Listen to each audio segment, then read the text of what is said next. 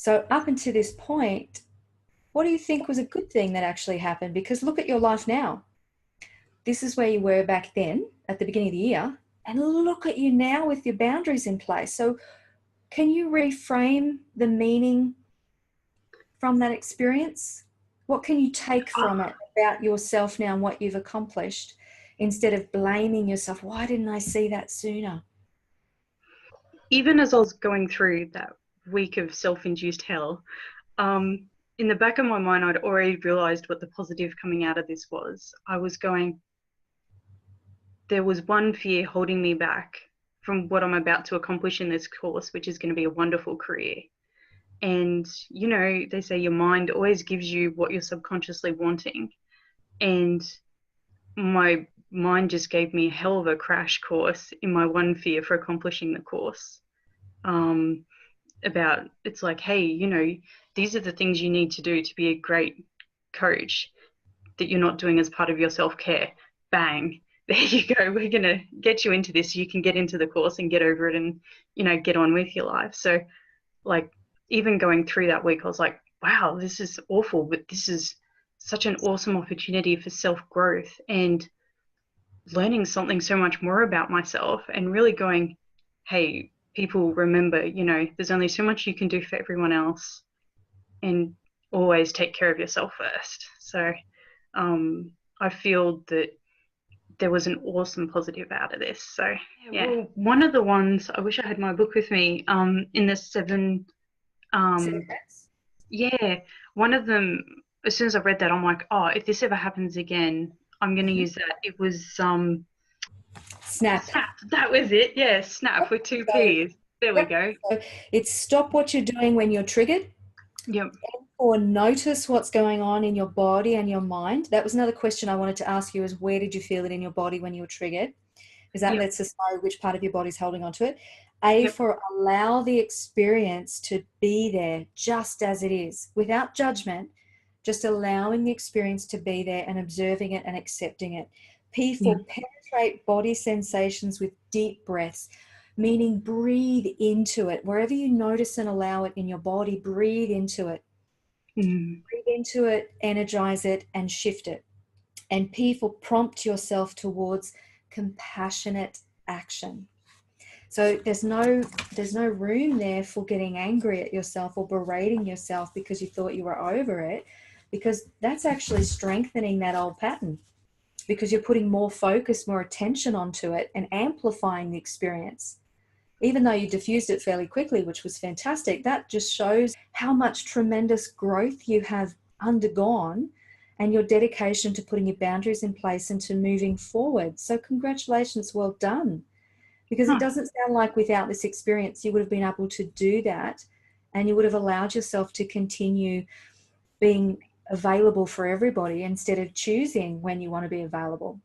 Because it's okay to say to someone when they ask you to do something, thanks for asking me to do that.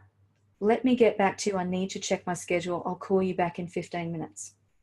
Or leave it with me. I'll get back to you shortly. It's okay to do that, particularly for people pleasers or obligers who have a tendency to say, yes, yes, I'll do it. Holy crap, why did I say I'd do that? I don't even have time to do stuff for me now. I feel obliged to do it for somebody else. So it's okay to use those processes and put them in place, which you've done. So that's fantastic. But where was the compassion? Yeah, that's it. That's why I thought all of those 7 things were wonderful.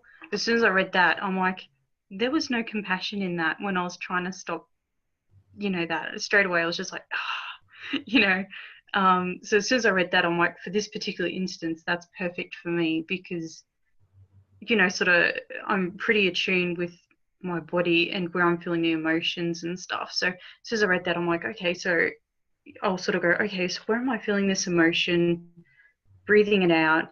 And then I love at the end that compassion, because I thought that is a thing that I really need to apply to this, because when I read it, I was like, oh, how would I apply compassion to that? And as soon as I felt that thought, I was like, yeah, I need to use that one. So ask me some awesome questions how I can work out to give me ideas on how I can apply compassionate thoughts to my trigger if it reoccurs.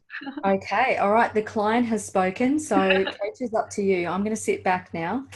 So, how can we help Nikki to define first what compassion means to her, and maybe how she's already showing herself compassion if she is, and then some ways that she can to bring into her life. So, out of 10, how much does it bother you about the fact that you're triggered now, that you were triggered a few weeks ago? Oh, like not at all. I feel really positive about it. I'm kind of like, if it happens again, like I'm like, woo, I've still got this in the bag, you know.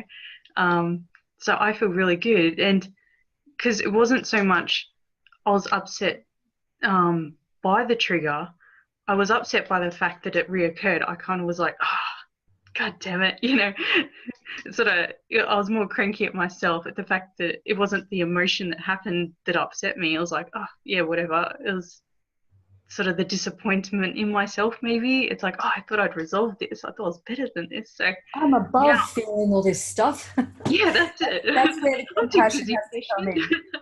Yeah, that's Yeah, where the self-compassion has to come in to remind you that you're a human being. Of course, this stuff's going to come up, and that's okay. It's absolutely okay. How are you going to attend to it?